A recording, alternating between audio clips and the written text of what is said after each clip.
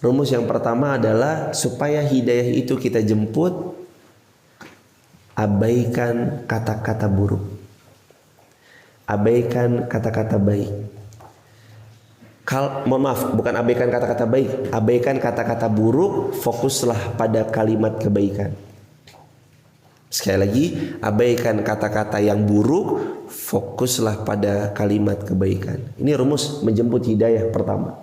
Abaikan kata-kata buruk. Al-Qasas 55. Al-Qasas 55. Surah Al-Qasas ayat 55. Yang nomor satunya itu surah Al-Qasas ayat 55. Termasuk hadirin jamaah yang dirahmati Allah, Umar bin Khattab kalau dia mau memperhatikan saat dia masuk Islam, lalu Umar bin Khattab merasa, duh kok saya dibully, duh kok saya diintimidasi, terus Umar bin Khattab kembali, bisa saja, tapi jalan itu nggak dipilih Umar. Jalan itu nggak dipilih Umar. Kata Imam Syafi'i rahimahullah, berkata Imam Muhammad bin Idris Asy-Syafi'i, kata beliau, sesiapa yang dia berjalan menuju Allah, kalaulah dia kehilangan sesuatu, Allah gantikan sesuatu yang pernah hilang darinya. Kalau perkataannya Rasulullah, ini kan perkataan Imam Syafi'i, sesiapa yang berjalan menuju Allah, kalau dia kehilangan sesuatu dalam menuju Allah, Allah ganti. Ini kan perkataan Imam Syafi'i. Kalau perkataannya Rasulullah SAW di hadis riwayat Imam Ahmad, Tirmidzi dan yang lainnya, innaka lan tad'a syai'an lillah azza wa jal illa baddalakallahu bihi ma huwa khairun laka min. Sesiapa yang menuju Allah, kalaulah dia kehilangan sesuatu, baddalakallahu bihi ma huwa khairun laka min. Allah pasti baddal, ganti, ma huwa khairun, apa-apa yang telah hilang daripadanya, khairun dengan yang lebih baik, laka untuknya, minhu dari yang hilang daripadanya. Dari apa yang hilang daripadanya. Jadi Allah itu pasti ganti hadirin, nggak mungkin enggak. Saat Anda berazam meninggalkan riba karena Allah, Allah pasti ganti. Saat Anda berazam meninggalkan maksiat karena Allah, Allah pasti ganti. Saat kita sama-sama berazam meninggalkan dosa-dosa kita di masa lalu karena kita ingin kembali kepada Allah sebelum kita diwafatkan oleh Allah, maka Allah pasti ganti dengan sesuatu yang jauh lebih baik. Nggak ada ceritanya orang berhijrah lalu kemudian itu lokro. Orang berhijrah terus ngelokro. Orang berhijrah terus semakin culun. Orang berhijrah itu semakin kaku. Orang berhijrah itu semakin primitif. Orang berhijrah itu disebut juga dengan kaum-kaum konservatif. Nggak ada. Orang hijrah semakin hebat. Itulah fakta sejarah. Umar bin Khattab setelah hijrah makin hebat. Ekspansi wilayah terbesar terjadi di antaranya pada masa kekhalifahan Umar bin Khattab. Jadi nggak ada yang namanya hijrah makin ngelokro, jadi eksklusif, nggak bisa berbaur sama yang lain, nggak ada ceritanya. Umar bin Khattab tuh berkawan sama semua, tapi memilih sahabat. Rasulullah sahabat beliau, Sayyidina Abu Bakar As-Siddiq sahabat beliau. Maka berkawan berteman silahkan sebanyak-banyaknya, tapi bersahabat kata Rasulullah pilih yang terbaik. Gak ada ceritanya ya jemaah. Sesudah kita berhijrah kita ngelokro, lemes. Sesudah kita berhijrah kita jadi orang-orang yang malah eksklusif, gak ada. Umar bin Khattab sebelum hijrah dengan Umar bin Khattab sesudah hijrah lebih powerful. Utsman bin Affan sebelum hijrah dengan Utsman bin Affan masuk Islam setelah diajak Sayyidina Abu Bakar As-Siddiq makin powerful. Abu Bakar sebelum berislam, setelah Abu Bakar berislam makin powerful. Walaupun banyak pressure dari kanan dan kiri. Inilah hakikatnya 1000 dan 10.000. Sebelum berhijrah kita punya energi 1000. Sesudah hijrah energi kita harus 10.000. Maka jangan ada konotasi lagi di tengah hadirin. Ini konotasi harus diganti. Deloen kai, lihat itu. Dia udah hijrah kan, bangkrut kan usahanya, rumahnya dijual kan, Mobilnya dijual kan, sama istrinya akhirnya dia bercerai kan. Kalau toh pun itu proses awal untuk membersihkan diri Anda dari dosa-dosa, nggak apa-apa, nikmati jemaah. Dalam proses hijrahnya harus bangkrut dulu, proses hijrahnya harus habis dulu, proses hijrahnya harus jual rumah dulu, harus jual mobil dulu, lepas keglamoran dulu, back to basic, balik ke nol. Gak apa-apa proses, tapi habis itu balik lagi jemaah. Anda udah punya rumusnya, Anda pasti tahu gimana cara mainnya. Orang jemaah, kalau udah pernah kaya, dia pernah mencapai omset 1 miliarnya dalam per tahunnya, itu saat dia balik ke titik nol, dia pasti tahu cara meraih omset 1 miliarnya lagi. Dan begitu fakta lapangan. Waktu Abu Bakar nol, meninggalkan semua hartanya di Mekah, sampai Madinah kaya lagi. Waktu Abdurrahman bin Auf, istrinya nggak mau diajak, anaknya nggak mau diajak, rumah harta yang sekian triliun lepas sama Abdurrahman bin Auf, sampai ke Madinah mulai dari nol. Tapi ingat, pawaan orang kaya mau dimanapun tetap kaya. Jadi kaya itu pawaan, miskin ya pawaan. Loh kok ketawa? Iya emang begitu ya jemaah. Ada kok orang yang udah kerja keras tapi nggak kaya, kayak emang pawaan. Itu Allah. Kan kita pernah belajar, yaqsimul mal kama yaqsimul amal. Allah itu membagi harta seperti Allah membagi amal salih. Ada nggak jamaah? Di antara jamaah makannya banyak tapi nggak gemuk-gemuk, ada nggak? Ada. Tapi ada nggak makannya sedikit aja langsung gemuk, ada nggak? Ada. Itu namanya pawaan. Ya emang bawaan. Itu hadiah dari Allah.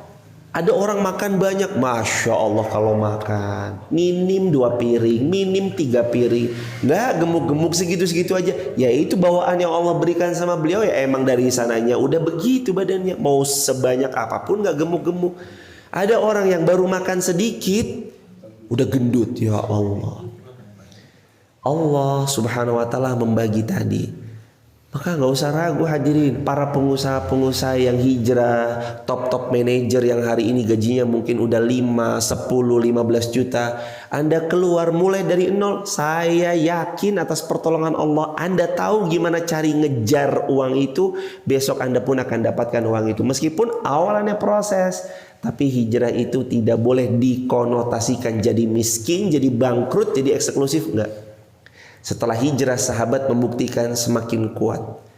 Di Madinah di Mekah tertindas, pindah ke Madinah membangun kekuatan, jadi superpower, balik ke Mekah futuhat, penaklukan kota Mekah di tahun 8 Hijriyah.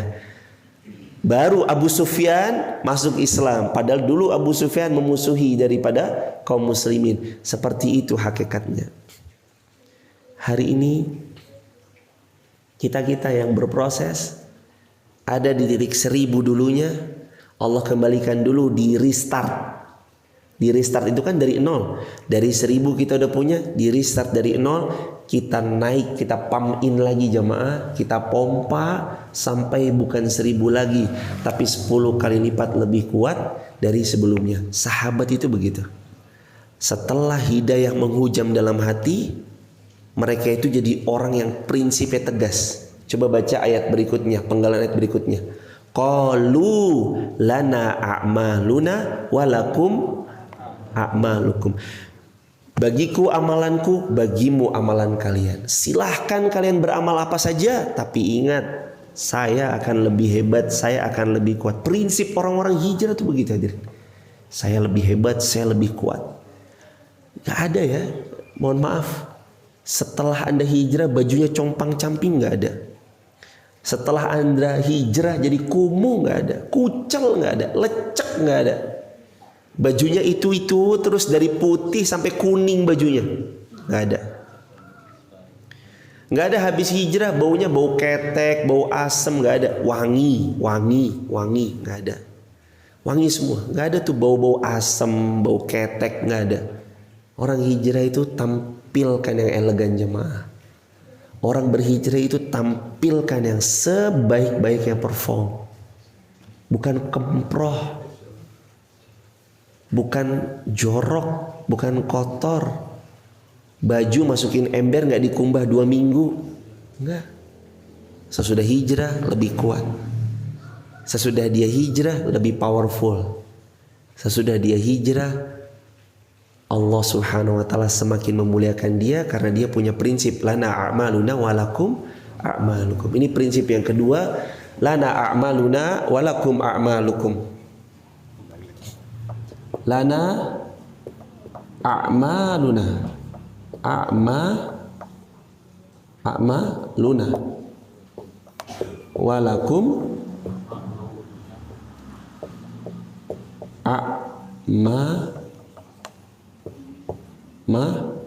lukum.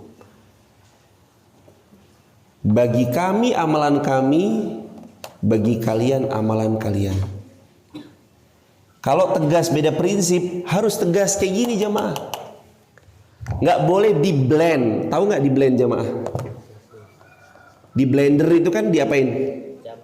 Dicampur tuh nggak boleh. Allah bilang di Quran surah 2 Al-Baqarah ayat 42, wala talbisul haqqa bil batil. Jangan campur aduk antara yang hak sama yang batil. Ya iman, tegas iman. Kufur, ya kufur. Iman ya iman, kufur ya kufur. Tauhid ya bilang tauhid, syirik yang bilang syirik. Lana a'maluna walakum a'malukum. Prinsip hidup yang akan membuat orang pergi lampau jauh, melampaui dia yang sebelumnya karena dia itu berprinsip tegas. Orang-orang kalau nggak punya prinsip, dia nggak akan kemana-mana kok jemaah. Gampang terombang-ambing. Saya nasihatkan buat diri saya dan siapapun yang hadir, juga teman-teman yang mendengarkan, silakan dicatat di kolom komentar. Jangan jadi people pleasure. Jangan jadi yes man. Orang yang nggak bisa bilang enggak, selalu mengiyakan setiap ajakan. Ajakan keburukan, iya ikut. Ajakan kemaksiatan, iya ikut. Nggak berani nolak karena rasa nggak enakan. Nggak ada. Muslim itu tegas punya prinsip lana a'maluna walakum a'malukum. Jangan jadi people pleasure. Sukanya mengikuti keinginan orang lain, ngerasa nggak enak sama orang lain kalau kita lantas kemudian nggak mengikuti keinginan dia perihal dosanya, maksiatnya dan ajakan-ajakan keburukan lainnya. Nggak ada. Tegas. Serah ente mau ngomong apa, yang penting lana a'maluna walakum a'malakum. Serah ente mau bilang apa, yang penting ini prinsip saya. Lana a'maluna walakum a'malukum. Harus tegas. Muslim itu punya prinsip hadirin. Gak boleh Muslim diombang-ambing. Gak boleh Muslim, mohon maaf, mengikuti arus. Hanya ikan yang mati yang mengikuti arus. Kalau ikan hidup, dia pergi kemana dia inginkan. Dia merasa ada makanan di pojok sebelah sana, dia bisa melawan arus atau dia bisa mengikuti arus.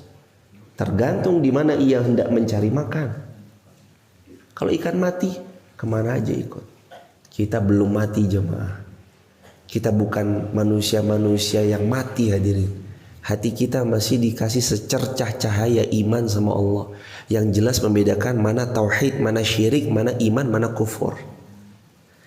Kalimat, jangan pernah meremehkan kalimat.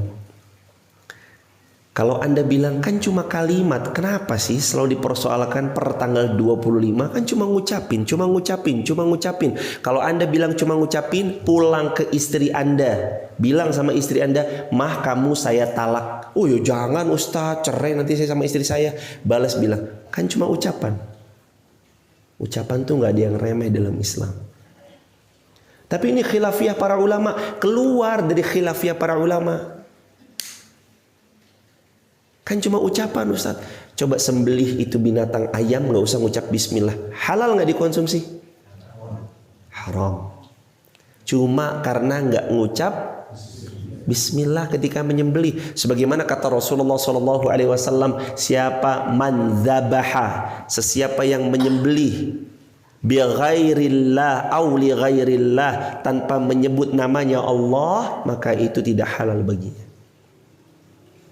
Kita pernah belajar dalam kitab Tauhid kira-kira tahun 2018 awal-awal.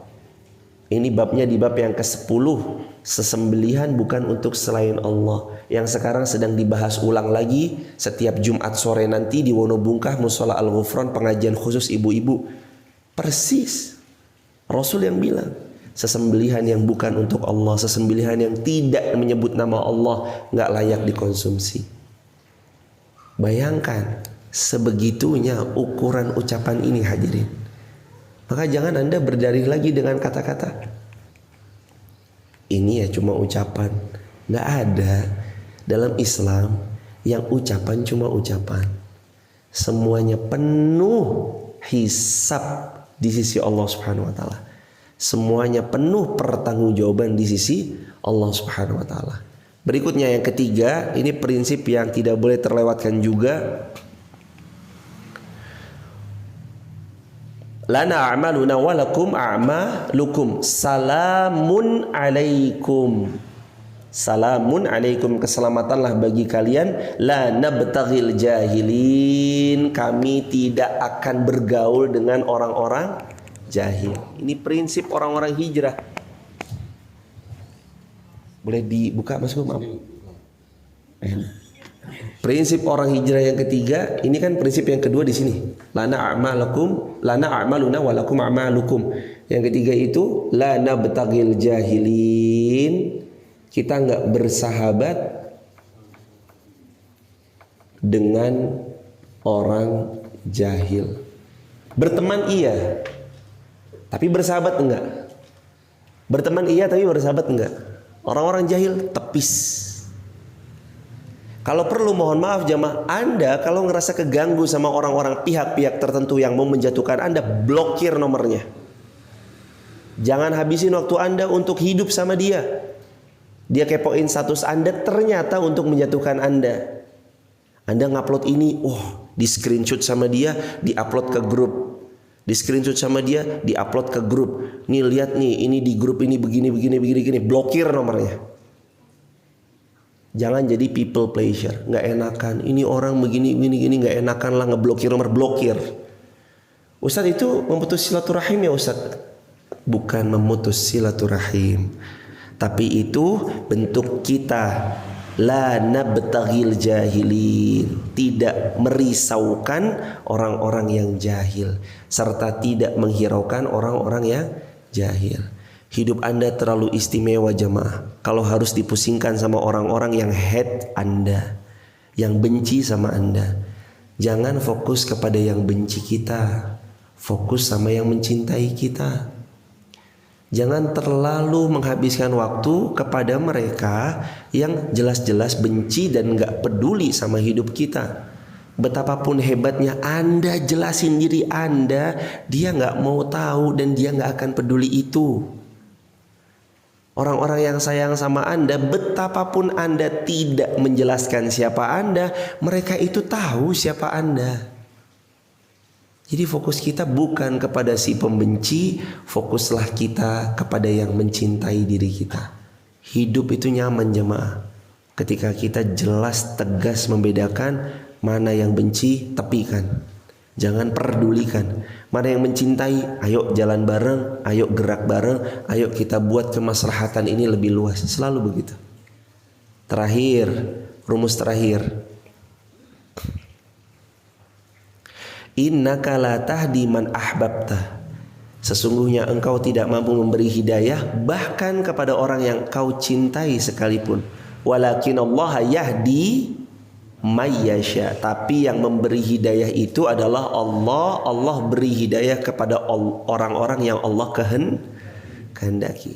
Jadi ingat ya hidayah, ingat ya jemaah, hidayah itu ini nomor 4 ya di sini. Mohon maaf banget. Hidayah itu boleh teman-teman di YouTube dan di TikTok dicatat di kolom komentar. Hidayah itu hadiah. Hidayah itu hadiah. Hidayah itu hadiah. Dari siapa? Dari Allah. Karena nggak semua orang Allah kasih. Boleh diulangi? Hidayah itu hadiah. Hidayah itu hadiah. Hidayah itu hadiah dari Allah. Nggak semua orang bisa dapat. Hanya orang-orang yang terpilih. Ayat ini jadi landasannya. Innaka la tahdi man ahbabta walakin Allah yahdi may yasha. Engkau nggak akan pernah bisa ngasih hidayah. Wes, udah dikunci pakem. Kamu tuh nggak bisa ngasih hidayah. Walakin Allah yahdi may yasha. Tetapi yang ngasih hidayah adalah Allah. Allah bagi untuk may yasha. Siapa-siapa yang Allah mau. Siapa-siapa yang Allah mau. Siapa-siapa yang Allah mau.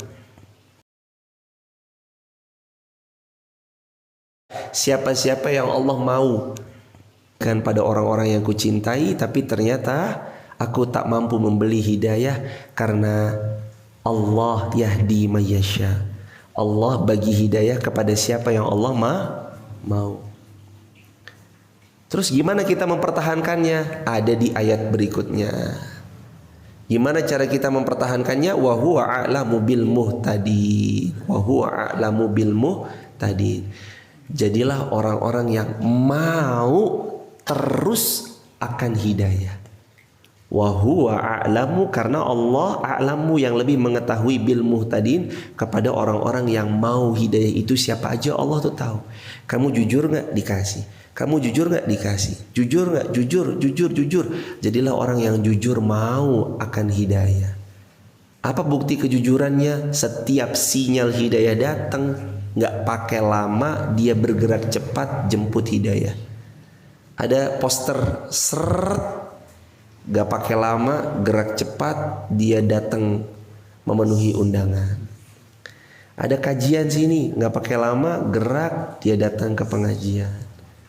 Jangan pernah remehkan ke kajian mana Anda datang, karena boleh jadi di kajian itulah yang menjadi asbab penghantar Anda masuk surganya Allah Subhanahu wa taala.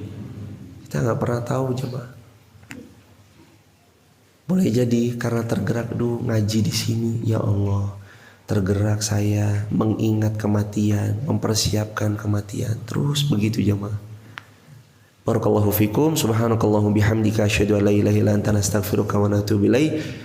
Silakan teman-teman dirahmati Allah yang berkenan gabung ke grup kajian saya. Informasi tentang grup kajian saya bisa tap link di bio, nanti tersambung ke WhatsApp lewat link tersebut. Sebut namanya, sebut jenis kelamin, lalu sebut juga ditulis di situ asal kota atau asal negara.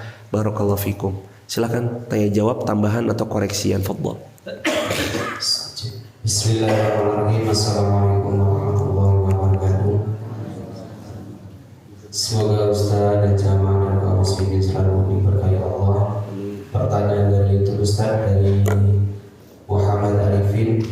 Assalamualaikum Ustaz, mohon izin bertanya, apakah kita berdosa jika tidak sempat mengingatkan dengan ketika mereka mau bermaksiat, dan bagaimana cara memperingatkan mereka dengan baik? Jazakumullah.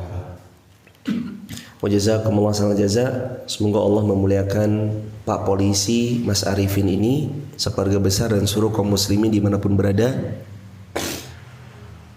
Ketika kita melihat kemaksiatan lalu kemudian kita enggan mengingkari kemungkaran, apakah kita berdosa? Jawabannya, kalau benar-benar dia tidak mengingkari sedikit pun, ia berdosa. Karena ingkar mungkar hukumnya wajib. Kata Rasulullah SAW di hadis Tirmidzi dan hadis Muslim, man ra'a minkum munkaran, siapa yang melihat kemungkaran, falyughayyir biyadihi, ubah dengan tangannya. Fa in lam yastati, kalau nggak bisa, fa bilisani, ubah dengan lisannya. Fa in lam yastati, nggak bisa juga, fa biqalbi, ubah dengan hatinya dengan cara mengingkari dan mendoakan. Wadzalika ataful iman, itu selemah-lemahnya iman. Jadi kalau ada di antara kita mendapati diri kita melihat kemungkaran, wajib ingkar mungkar, minim dengan hati. Ya Allah, hamba ingkari itu ya Allah. Kalau dia nggak bisa, ya sudah jemaah. Ingkari dengan hati itu sudah cukup. Dzalika adhaful iman. Tapi jangan sampai kita acuh tak acuh.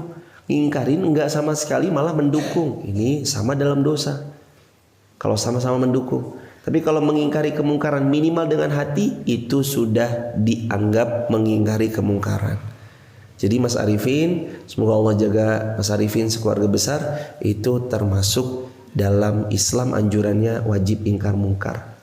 Pertama, wajib ingkar mungkar. Yang kedua, sunnah hukumnya setelah dia mengingkari kemungkaran tersebut.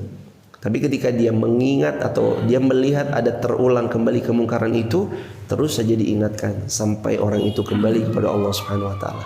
Barakallahu fikum. Soal akhar, fadhal.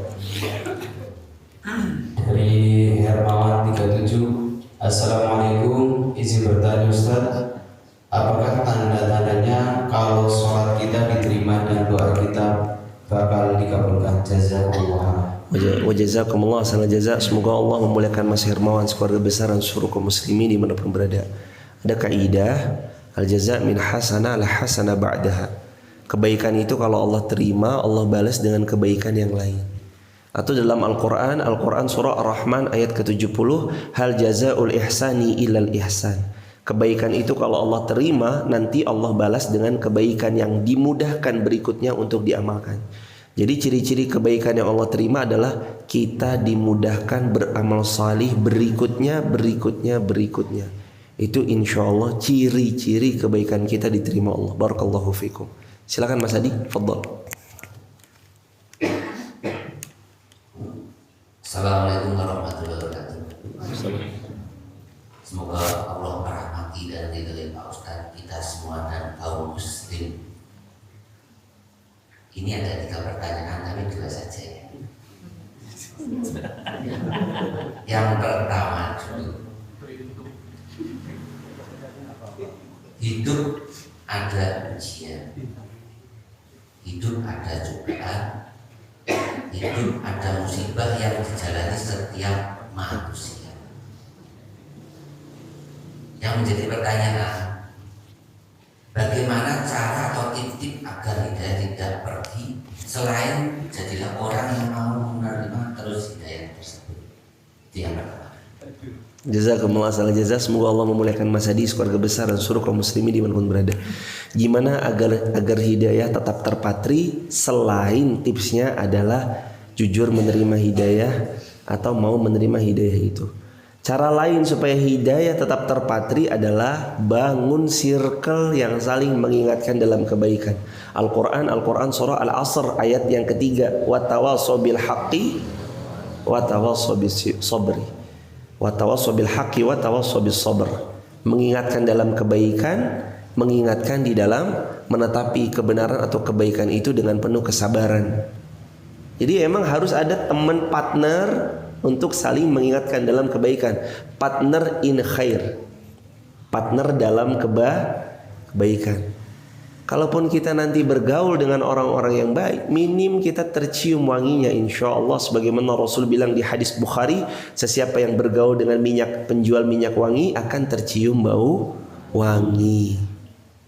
Minimal dia akan terciprat wanginya. Hadiahnya lebih besar biar dia bisa dikasih daripada minyak wangi atau parfum tersebut. Jadi Mas Adi, tips selain daripada minta tolong pada Allah, jujur dengan hidayah, jemput hidayah dengan usaha yang kuat. Berikutnya adalah bangun circle yang saling menasihati dalam kebenaran. Saling menasihati agar kebenaran itu ditetapi dengan penuh kesabaran. Circle dibangun, wallahu a'lam bishawab. Barakallahu fikum. Kemudian pertanyaan yang kedua, orang yang ingin sukses dunia gunakan ilmu dunia. Orang yang ingin sukses akhirat gunakan ilmu akhirat. Orang yang ingin sukses dua-duanya maka gunakan ilmu dua-duanya. Untuk mensikapi hal hijab tersebut bagaimana? Ya. Jazakumullah khairan jazaa. Semoga Allah memuliakan Mas Hadi sekeluarga besar. Itu yang tadi disebutkan Mas Hadi, perkataannya Al-Imam Syafi'i rahimahullah. Kata Al-Imam Syafi'i, man arada ad-dunya fa'alaihi bil ilm wa man arada al-akhirah fa'alaihi bil ilm wa Astaghfirullah. Wa man aradahuma fa'alaihi bil ilm. Siapa yang menghendaki dunia harus punya ilmunya. Siapa yang menghendaki akhirat dia harus punya ilmunya. Sesiapa yang menghendaki kedua-duanya maka dia harus punya ilmunya, ilmu keduanya. Maksudnya daripada ayat ini, maksudnya mohon maaf, daripada makalah ini atau perkataan Imam Syafi'i ini, dunia itu butuh ilmu, akhirat ya butuh ilmu. Kedua-duanya bisa kita dapatkan sekaligus asal kita punya ilmunya. Ilmu dunia itu pasti 1 + 1 dunia, ini ilmu dunia. Ilmu akhirat itu belum pasti. Makanya Allah berfirman, walad darul akhirah khairum mimma yattaqun. Akhirat itu lebih baik bagi orang-orang yang bertakwa. Walal akhiratu khairul laka minal khairul laka minal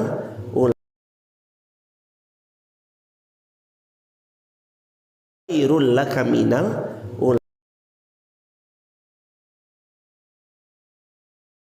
akhirat bisa lepas. Sesiapa yang mengejar dunia terus menerus, tidak pernah sedikit pun dia jadikan perhatian akhirat di pelupuk matanya, di dalam jiwanya, sama seperti makan kuaci, capek iya, kenyang enggak. Sama seperti makan kuaci 1 baskom, kenyang enggak, pegel iya. Kan gitu ya. Makanya jemaah, dunia itu dikejar secukupnya. Ingat ya, kaya itu pawaan, miskin yo pawaan. Ya tapi insya Allah di hadapan saya pawaan orang-orang kaya semua. Loh iya, kenapa? Karena ada rumusnya. Sesiapa yang bersyukur maka dia akan kaya. Kan gitu kata Rasulullah ya dalam hadis Muslim.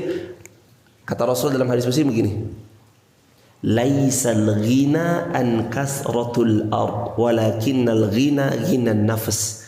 Orang kaya itu bukan orang yang banyak hartanya, orang kaya adalah ghinan nafs, orang yang kaya hati dan jiwanya.